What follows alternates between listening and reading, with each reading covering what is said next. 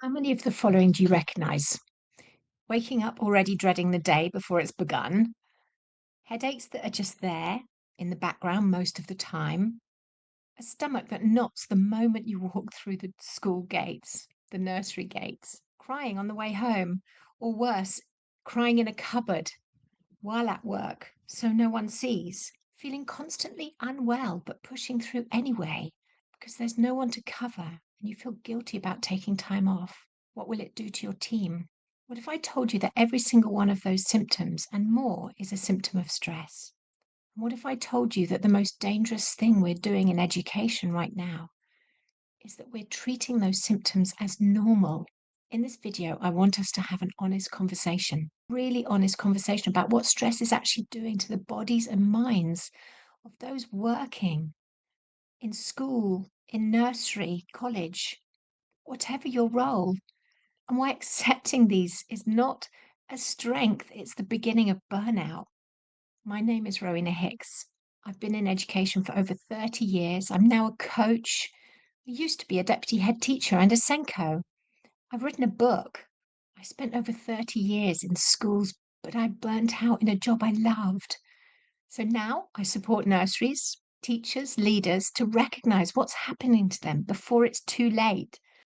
This topic is very personal to me, and I suspect it might be personal to you and those around you too.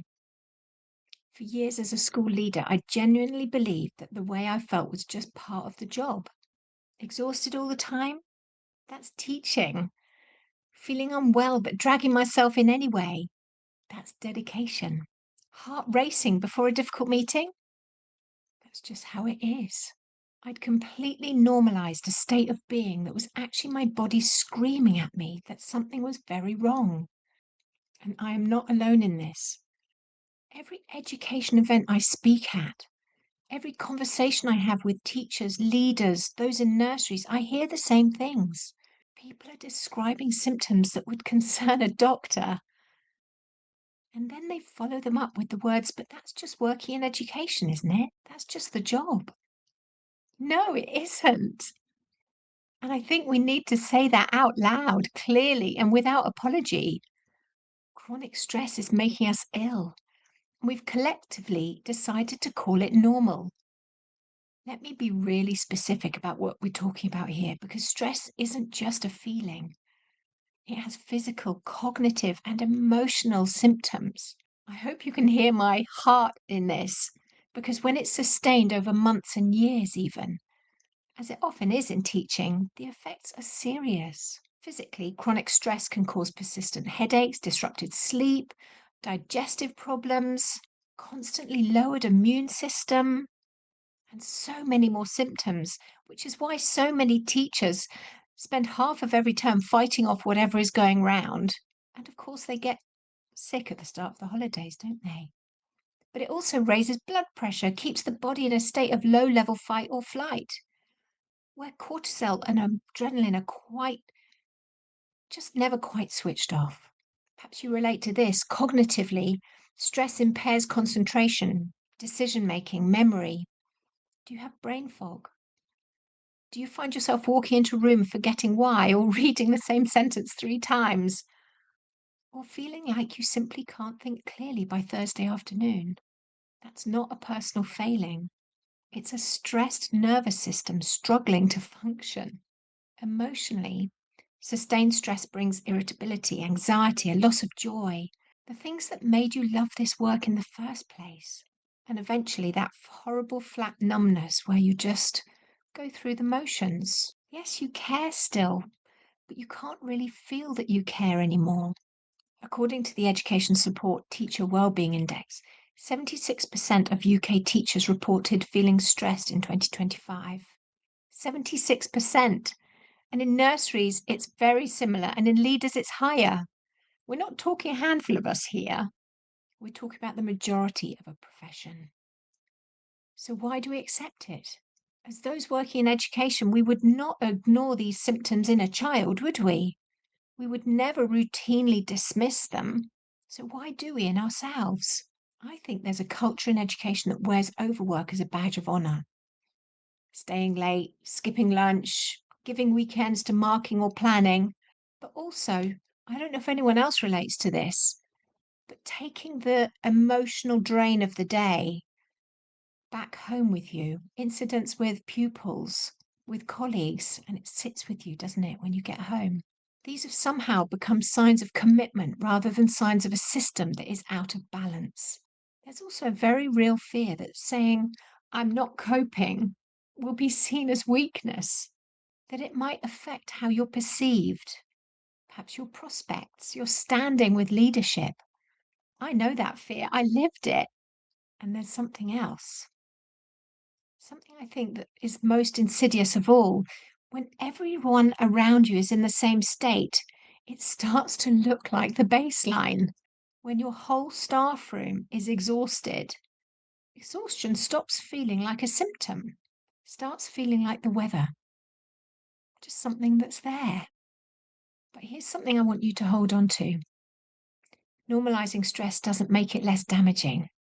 It just means we stop looking to deal with it. So, what does changing the narrative actually look like? I'm not naive enough to think that one video fixes systemic problem, but I do believe that individual action changes culture over time, especially if you can get your team to listen to this. And it starts with each of us deciding to take our own symptoms seriously. The first step is simply to name what's happening. I'm not talking about catastrophizing here, but being honest. If you're heading home every day so depleted to the point you have nothing left for your family or for yourself, that matters. Say that. Write it down. Stop pretending it's fine when it isn't. The second step is to find one small thing, and I do mean genuinely small, that begins to interrupt this pattern. It could be 5 minutes of quiet before you open your laptop in the morning. It might be leaving the building at a set time one day a week. It might be a conversation with a trusted colleague, one where you both agree to be honest. The research on stress recovery is clear. Small, consistent acts of genuine rest and self-recognition begin to regulate the nervous system.